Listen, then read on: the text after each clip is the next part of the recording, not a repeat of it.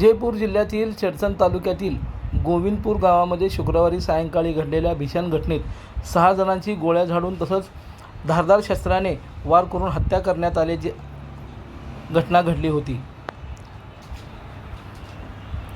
गोविंदपूर गावामधील निराळे आणि गुळगी कुटुंबामध्ये अनेक दिवसापासून जमिनीच्या वादावरून संघर्ष सुरू होता। या जुन्या वैमनस्यातूनच हे रक्तरंजित हत्याकांड झाल्याचं पुढे आलं आहे। मृतांमध्ये रेवण सिद्धप्पा निराळे, दुंडप्पा रेवण सिद्धप्पा निराळे, शिवपुत्र रेवण सिद्धप्पा निराळे, चंद्रशेखर निराळे आणि शब्बीर अत्तार यांचा समावेश होता। अन्य एका व्यक्तीचाही समावेश असल्याची माहिती पुढे आली असून या सर्वांवर एकत्रितरित्या अंत्यसंस्कार करण्यात आले।